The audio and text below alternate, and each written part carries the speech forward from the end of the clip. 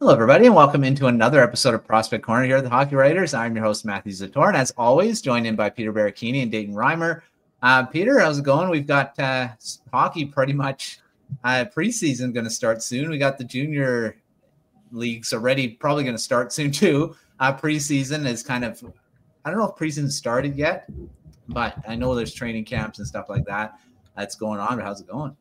It's going great. Yeah. At this time around with the rookie camps or rookie tournaments opening up, training camps, it's definitely the itch is finally over and done with. We're actually getting some hockey and even some interesting news to even talk about. I know there's a whole Kirill Kaprizov thing, but just hockey in general is back in full swing, and we're getting a bang with news, games, headlines, you name it. So now this is literally the perfect time to be a hockey fan. Yes. Lots of stuff. I know, Dayton, you're already diving into the Saskatoon Blades. I know a couple articles are coming out or have come out. How's it going? It's good, yeah. Blades haven't started their season quite yet. That's the 20th. They kick off their home opener, but preseason's been going, so following that and who's going to get cut and who's going to make the team. Yeah, Peter's right. It's the best time to be a fan. Well, today we're going to talk about the top 10 goaltending prospects after we did the top 100, and I updated that this past week. So we're just going to dive into that and talk about the top 10. Some changes in it, but the same number one. But we got a few new names to talk about. So let's just jump right in and start with the honorable mentions. I also did an honorable mentions section, like Logan added to the top 100. I've got 4 names here. And I'll start with you, Dayton. You want to kind of touch on any of these guys that I've put in the honorable mentions? Sure. I was kind of interested in Hampton Slakinski. Hopefully I said that right. There's personally too many Y's in there for me. But I'll learn. I haven't really paid much attention to him. I knew he was a mid-round pick in 2023. And then, just scrolling through your article, I saw someone threw a comment in there asking, where is Hampton Slakinski? He should be top 5. And he is an interesting one. He's in in Western Michigan University, which is where he was last year as well. So he's coming in as a sophomore. Really good season last year. He had a .922 save percentage, 190 goals against average in 25 starts, 19-5-1 record. That put him on the US's radar, and he joined the World Juniors, where he was just as good, went undefeated in 2 starts, a .933 save percentage. I don't know if I agree with the commenters' take that he should be top 5, but he's definitely one to keep on the radar. He is a very talented goalie who I think is sliding under the radar, and it's good that you put him into honorable mentions. Yeah, I kind of flew under my radar too. And the first one, the same thing when he commented, I'm like, well, maybe I should take a look at him. Yeah, he's a really good season in his freshman year, and kind of coming on and adding to the Kings, where like Carter George is on here too, honorable mention. So the Kings have a few goaltenders coming in their pipeline that could maybe take over once Darcy Kemper kind of moves on. So, I mean, yeah, he's kind of coming up. He might enter the top 10. We got a few guys graduating soon, so we'll see where he lands in the next one. Peter, you have anyone else from these 4 guys? You just mentioned them. I'm gonna stick with the theme of LA Kings and go Carter George. Maybe a slight snub. I think he should have been in the top 10, mainly because I mean, I get it. The Owen Sound attack really wasn't great last season. His record didn't reflect it, but he still had a 900, close to 910 save percentage and 3.35 goals against average. So any chance that, the Owen Sound attack won a game was mainly because of Carter George. Obviously, the playoffs didn't reflect that, but, he got some AHL time, and he had 2 wins and a 984 save percentage, 0.50 goals against average in 2 games. Very, very small sample size, but you have to love the transition that he was able to make going from the OHL to the AHL, and considering that he was the only chance that Team Canada had at ever advancing or any shot at, potential sniff at a medal in the World Juniors, given how bad that roster was constructed. I think maybe he should have been in that top 10. But, obviously the LA Kings, they got a lot of forward depth. They got a lot of quality defensemen, and they got a really good tandem with both Slavkinski and Carter George right there. So both of those names are something that's going to create a lot of, excitement for LA Kings fans, especially within the goal. They got Eric Portillo as well. Yeah. I mean, I believe he's too old now for this list, but he's a guy that they're looking at maybe taking over as a starter eventually. We'll see. But yeah, I think both these guys probably have a bit more upside than him. So, I mean, yeah, it's going to be interesting to see how they kind of transition as they keep going, and Slavkinski in the NCAA and then Carter George transition to the AHL. So it's going to be interesting. All right, let's jump now into the top 10. And this is where some new names got into the mix. So I'll start with you, Peter, these first or from 10 to 6. Who stands out to you here? Kind of a little bit of recency bias with 9 and 10. Miguel Yegorov was one of the top, goaltenders in the USHL last year, and even Ilya Nabokov. I really liked Nabokov in his draft year a couple seasons ago. Really stood out because, him and Nikita Grabenko were teammates. They both won the VHL championship, or the KHL championship, if I'm not mistaken. Both were on that team, and I really, really grew to liking Nabokov and had him a little bit higher up, maybe mid-second, late third during that time. And I'm just double checking to make sure I was okay. Yeah, they were both on Metallurg Magnitogorsk, winning the KHL championship that season. So I mean, a lot of potential and a lot of upside. He's got the size, he has good reflexes, really solid in one-on-one, situations. Really think that that's a really good pick up at potential for the Colorado Avalanche, considering the prospect pool isn't that great. So Nabokov really has a lot of potential. And Igorov, even last year, I really thought that he really, improved the stock as the season went on too. Splitting between Omaha. Yeah, I believe he split between Omaha and NCAA. So there's that little factor where, again, decent numbers with the USHL. Record didn't show it, but when he made the transition into Boston University, he went 11-6-1, 920 save percentage. I mean, he had better numbers in college than he did in USHL, which is very impressive and surprising to say the least. So the Devils really have a lot of, stability in goal for the time being, but I really do think that Igorov could, benefit a little more time, a little bit more seasoning. But again, kind of like Nabokov in 2024, I believe, Igorov was, a really good pickup by the Devils in that spot as well. So, Nabokov just went a few spots ahead of him, but, good pickups all around for both the Devils and the Avalanche, and Nabokov and Igorov. I literally like Yegorov. I've been kind of following him a bit, and all the stuff that's coming out. His personality is just off the charts. It seems like he's a very good teammate. He's always upbeat. And he also never, in practice, he doesn't like being scored on. So that's something. He's very, very competitive guy. And I really thought he was on my honorable mentions in the last top 10. So he cracks the top 10 this time. And if he keeps playing like he did last season in the NCAA, or his first full season this year, he's going to rise this list pretty quickly.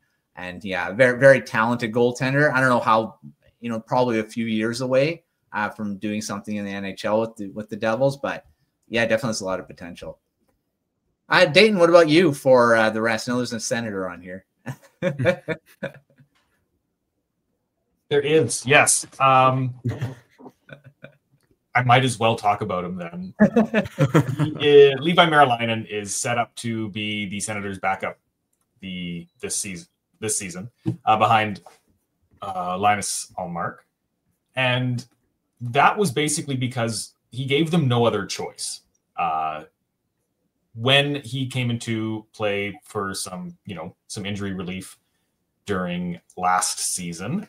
He was by far the most talented goalie throughout the season for the Senators. He did things that no one else could do, it seems. And he helped the Senators stay afloat when it looked like their season might have come undone with their starting goalie going down with an injury. Mm-hmm. I believe it was a 199 goals against average over 12 games, which for a rookie, that's pretty crazy. That's Andrew Hammond numbers, pretty close, who came in almost 10 years ago and went 20-1 or something like that. I don't have the stats in front of me. I won't look them up right now.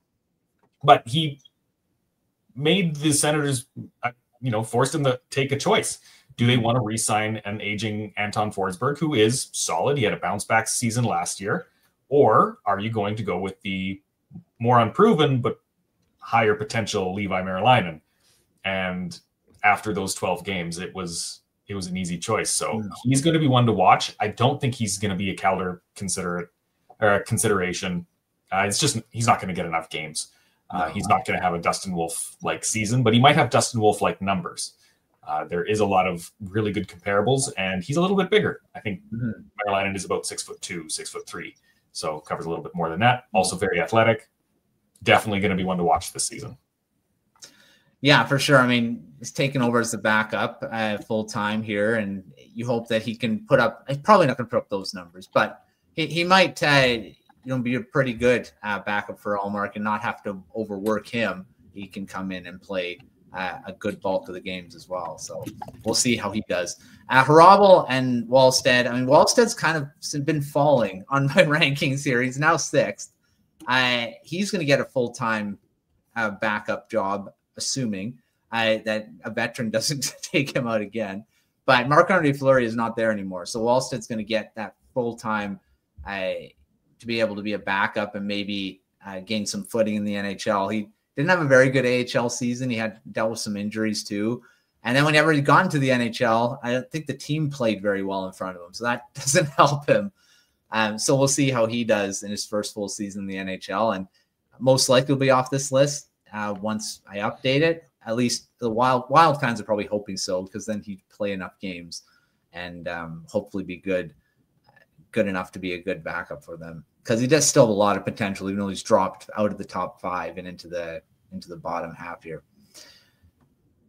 All right, let's talk about our top 5, or my top 5, I guess.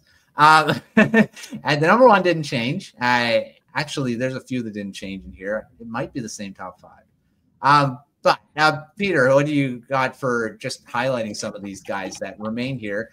There's going to be some graduating guys. I mean, Devin Levi is pretty close. There's a few that are 23 already. So once they turn 24, according to the criteria, they're not going to be eligible for it. But Jacob Fowler is pretty close to being the number 1 soon. Askarov just needs a few games or to turn 23 or 24. So who do you got to comment on here?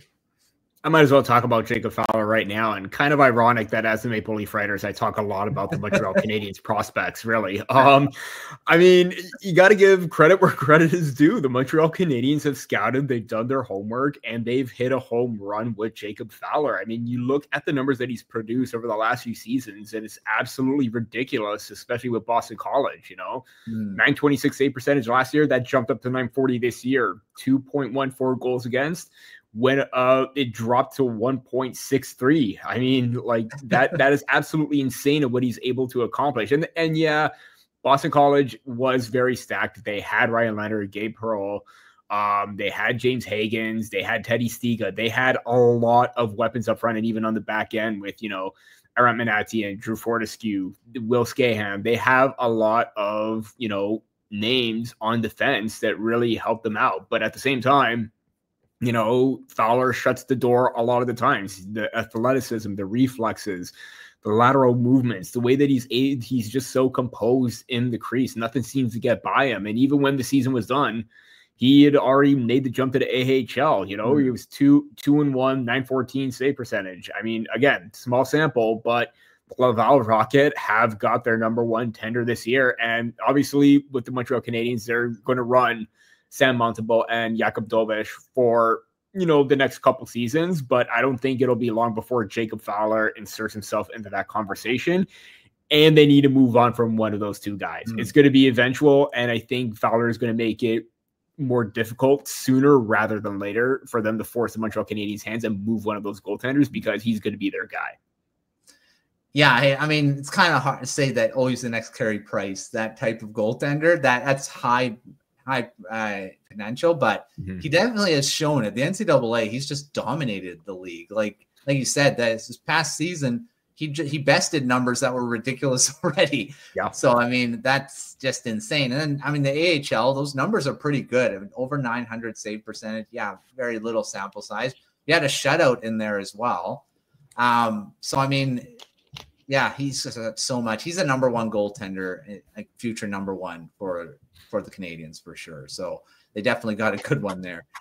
Dayton, what about you for this top five? Always really been fascinated with Devon Levi's ascent, I guess, to becoming a top goalie. He looked fantastic just like a couple of years ago, and now he's kind of struggling to put up decent numbers in the NHL. He's still a fantastic goalie, which is reflected by your top five. He is the fifth best prospect in the NHL, and I don't disagree with that. I'm just curious kind of where he ends up. He not necessarily saying that there's a trade rumor coming or anything like that. He doesn't seem to have a good fit in Buffalo. And to be fair, it's Buffalo. That's not a good fit for a lot of people. Especially goalies, it seems. They've had some real tough luck with getting consistent netminders, and Ukko-Pekka Luukkonen has been pretty good.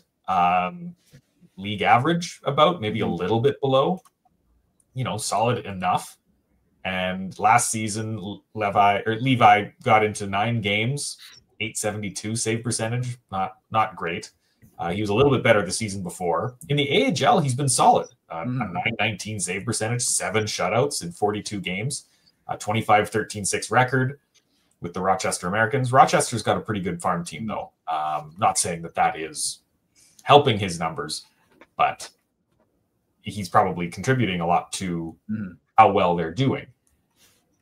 So he is getting close to your cutoff. You said 24 is so next year he's off, and will he be an NHL starter?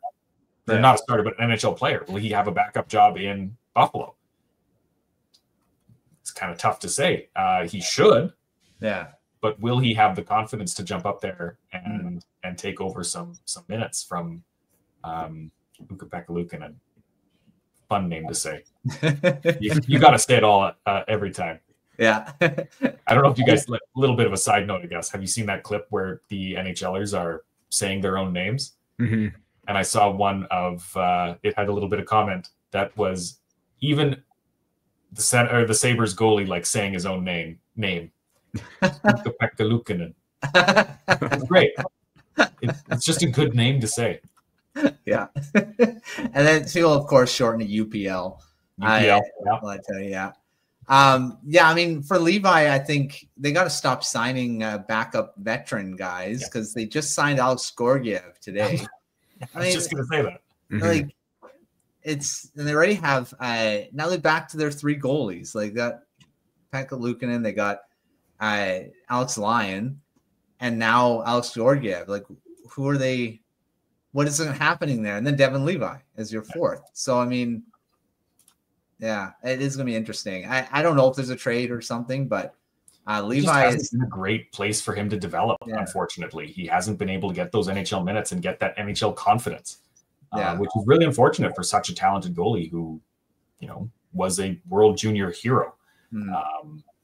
He needs to be given a little bit of runway now. I think for the most part, you kind of know what you're getting with a 23, 24-year-old goalie. Goalies, of course, are always really difficult to predict, but he needs some NHL games. Yeah. And it doesn't look like he's going to get many of those again this year. Yeah, now, well, even more so now they've added another goaltender to the mix. I don't know what's happening there. And it wasn't a PTO; it was just it was a signing. So I mean, yeah, I don't know. We'll see what happens with Levi this season. He's definitely, I think he's NHL ready because the AHL he seems to be fine in.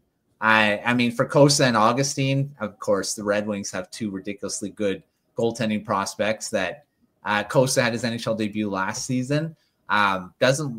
He probably won't be backing up. No, probably won't be this season. But I think, keeps progressing. And he's now, was saying when he was drafted ahead of Wallstedt, we're like, oh, we don't know. Now it's looking like that's the right decision because Kosa looks like he's developing more in, I don't know. Wallstedt just seems like he's struggling. And now Kosa looks like he's back on track. So, and we all know how Augustine's done in the NCAA.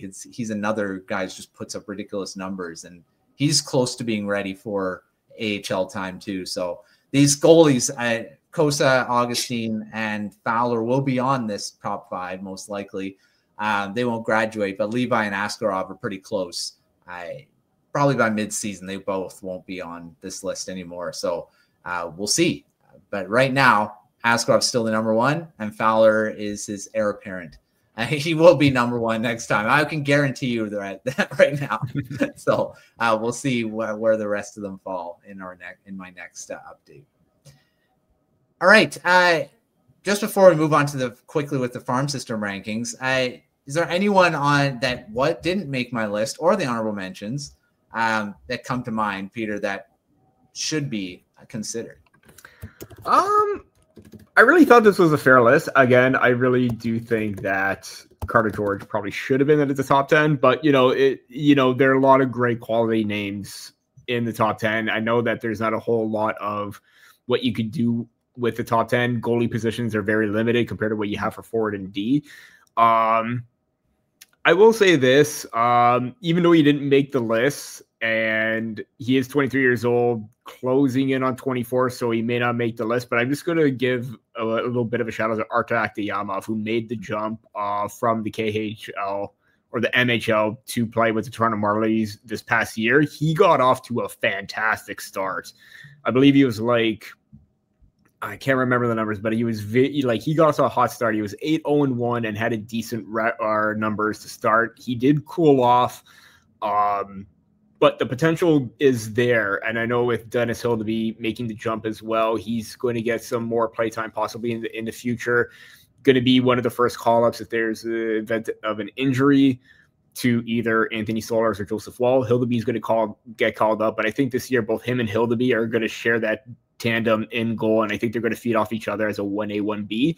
Looked very promising for Akhtayamov last season, so hopefully he can take another big step this season and improve on that hot start. If we're able to get the first 10, 12 games of Akhtayamov last season for a full season, that's going to be big news for the Maple Leafs, who have struggled to draft and develop goaltenders. They may have found one or added another one to their pool behind Hildeby with Akhtayamov. Yeah, it's a good shout out for him. I mean, his age is starting to make him not be eligible for the list. So, but yeah, definitely a guy to keep an eye out for Maple Leafs fans for sure. Sorry, I just wanted to clarify one thing. I think I said MHL. It's VHL. Sorry, VHL. Sorry, too many levels there. The VHL is the one that's equivalent to junior, right?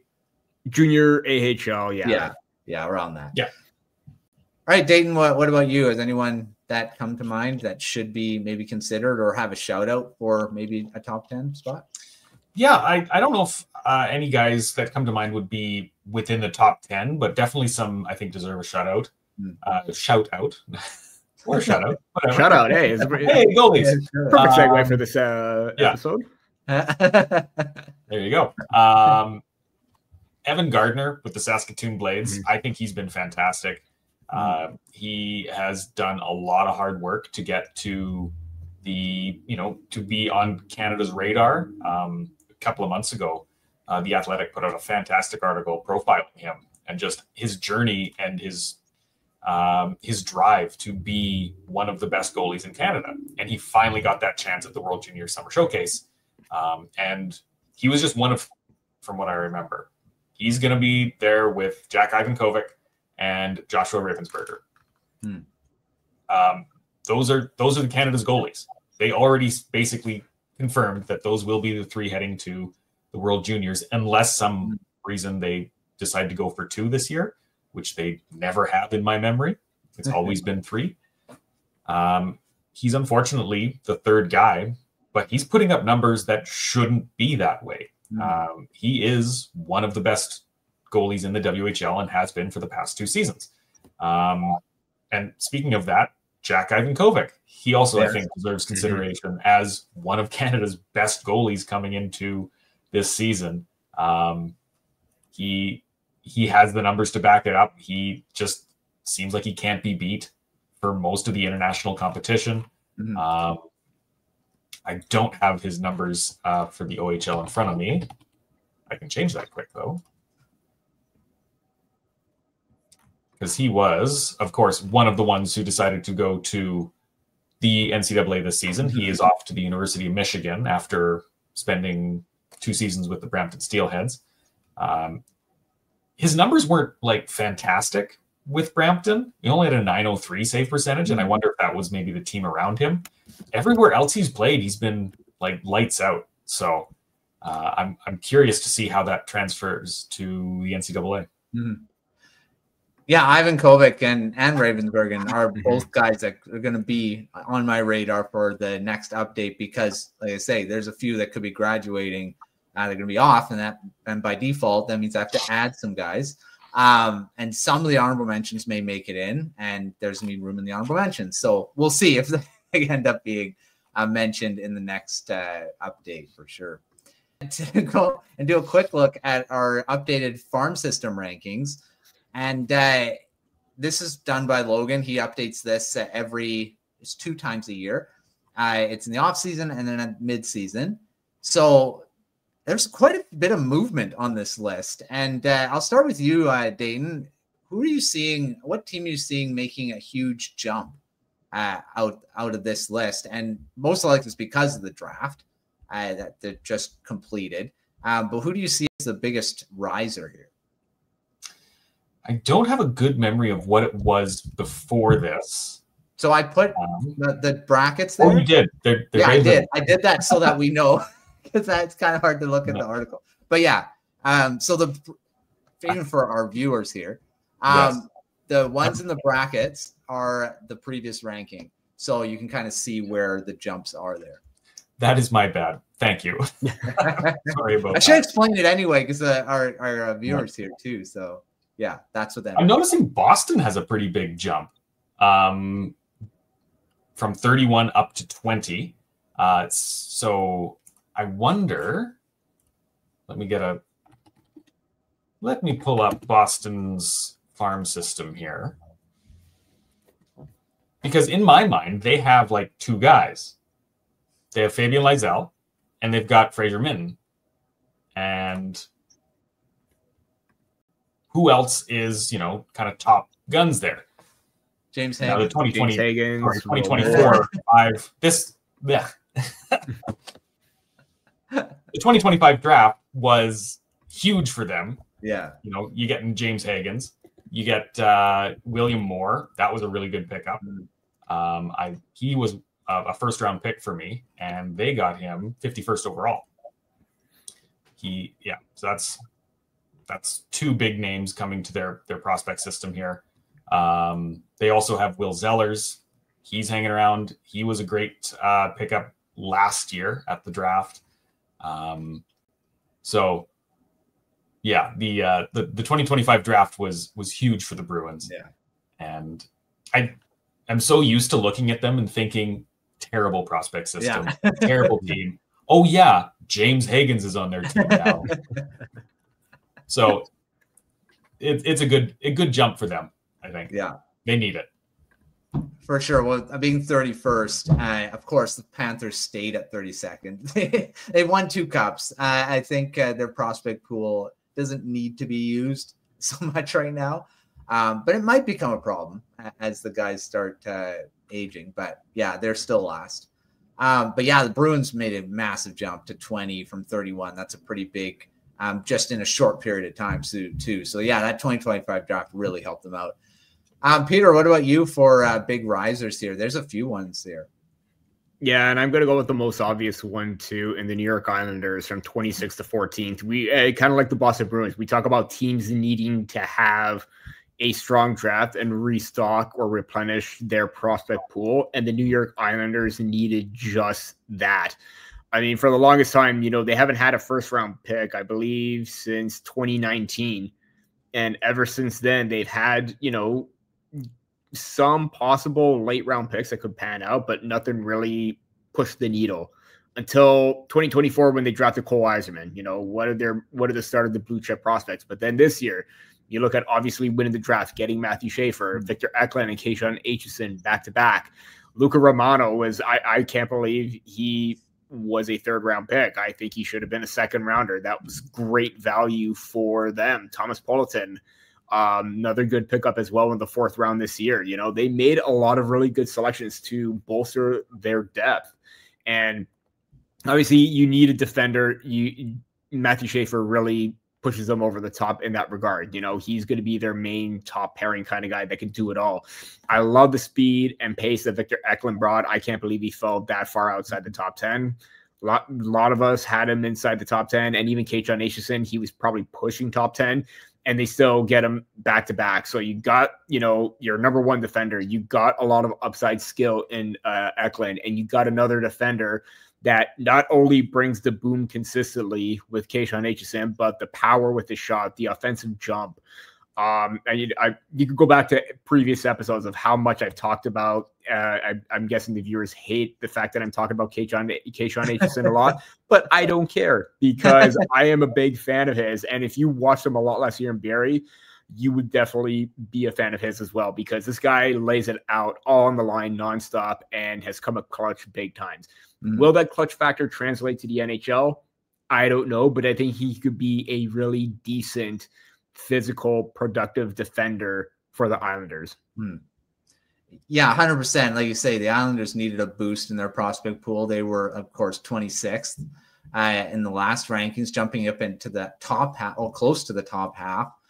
No, he is. They are in the top half, if I can do math correctly. Yeah, so 26th now from 14 or 20. Oh my gosh, 14th from 26th.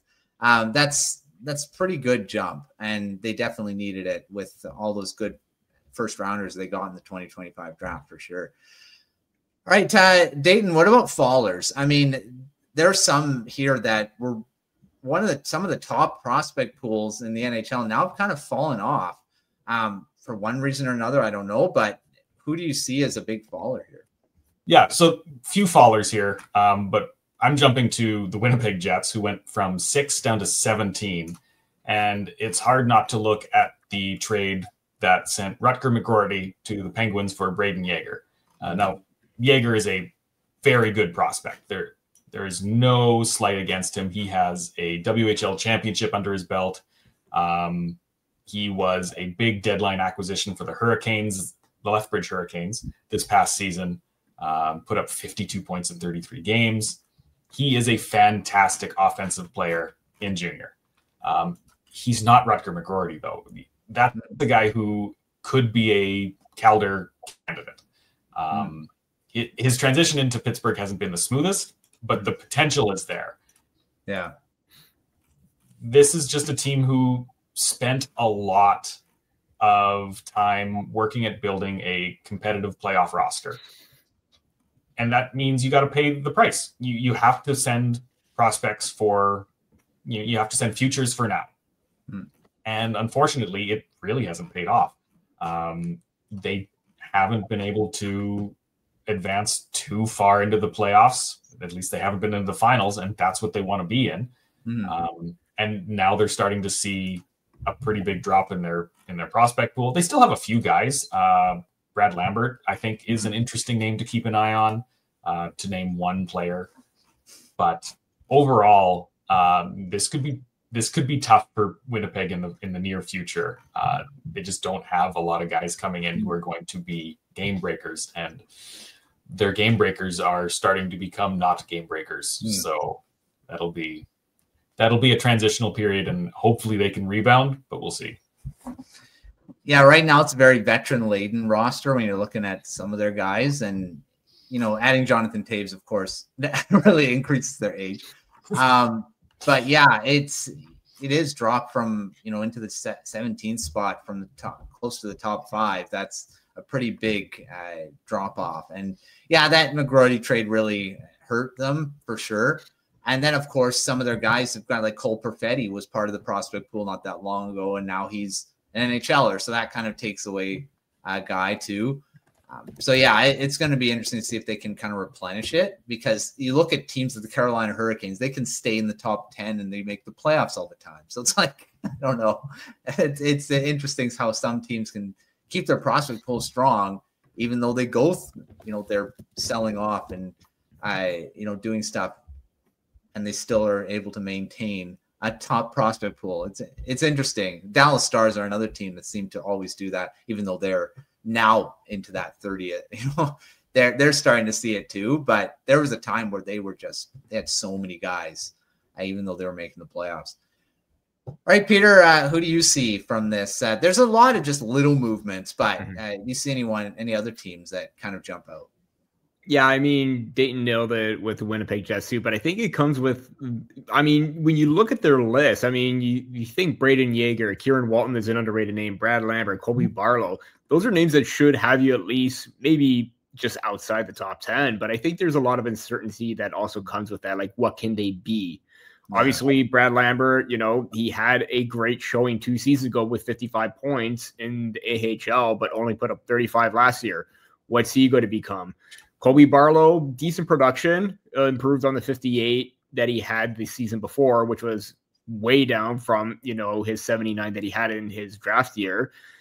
But he popped off with a good playoffs. There's a lot of uncertainty of what these players could become. So I think that's the reason why they may have dropped a little bit further. But my pick is definitely going to be the Colorado Avalanche. And when you trade a top prospect for a rental player and it doesn't just quite work out, lo and behold, you get that, basically. I said that buyers beware of Brock Nelson, because if you give up the package that the Colorado Avalanche did in order to get him, Callum Ritchie and a first-round pick this year or in 2027, high price to pay for a rental. And lo and behold, you're now paying the price as a result of that. Callum Ritchie was basically their only prospect or top blue chip prospect within their system, and had a lot of potential and upside going into last season. I think he even played a couple games before being sent back to the OHL, and obviously benefited the Oshawa Generals, but he looked pretty decent in the NHL level. Obviously, you need a season, you need to grow. So I don't understand why it was so much worth to get rid of him and get a player that's just kind of like middle of the pack offensive upside. And he didn't really provide a whole much for them during their playoff push. And now they signed him to a contract, and it's something that they may regret later on. So when you give up ultimately your top prospect and your only top prospect, which is, basically keeping you afloat, that's going to impact your standing or your positioning in the standings right now. Because right now, they lost a really great quality prospect, there's still Gavin Brindley, there's still Ilya Nabokov. I really do like Francesco Delce. He was one of those overagers that I really liked and took a big step this season, and I wrote his draft profile. If you haven't, give it a good read, because I really like the upside that he brings. But it's just nothing that moves the needle for Colorado at this point. And they are literally just, if it were for the Florida Panthers winning championships, trading prospects picks, they would probably be 32. But dropping from 30, dropping from 19 down to all the way at the bottom 3, it is definitely going to be a problem. And moving Callum Ritchie was the result of that. And they just traded Oscar Olsson to the Sharks as well, who's one of their bigger prospects too. 22 now, but I would still classify him as in kind of that category.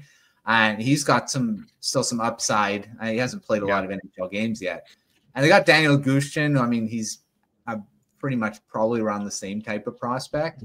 So I mean, yeah, it's going to be interesting to see how Colorado can do it. But yeah, trading Callum Ritchie, yes, they kept the guy that they traded him for, but Brock Nelson is an aging guy as well. So I mean, how many years of solid production does he have left? And you could have had Callum Ritchie, who's a future top 6. Yeah. Make the jump sooner than later. Yeah. And I mean, Islanders, the Islanders are going to be, there's talk that he could be in their top 6 to start the season too. So he might be a surprise this year, and that would make it even worse on Colorado too. So we'll see how that all goes. Yeah, for the most part, a lot of the teams kind of just went 1 or 2 spots. It wasn't huge jumps or rises, but there were a few that kind of made big jumps. The Wild dropping to 6 from 2. I mean, that it's not a huge drop, but it is significant when you're the second best prospect pool and you drop beyond the top 5. And again, the Wild have a few prospects that are kind of, there's a few that have graduated. Of course, Marco Rossi being one of them that just has become an established NHLer, kind of kept their prospect pool up. They still got a really impressive one though, dropping to 6, not a huge deal. And then the Blackhawks are on from 1 to 2. That's not a big, crazy drop. And then the Sharks jumping to 1. We all know why. Which we know why. Yeah. Why that? Michael Misa is just a lone push. So yeah, we'll see how it all changes in the mid season if a lot of jumps or movement happens. But yeah, it's always interesting to look at the farm system after the draft, because there's so many high quality prospects that get added to these pools, and that kind of makes a difference. So we'll see how it all goes halfway through the season. All right. Well, that is another episode here, and we've got lots of stuff going on for prospect stuff as we keep going here. Of course, we're going to start jumping into the 2026 draft more, as we always do. I know, Peter, you're coming out.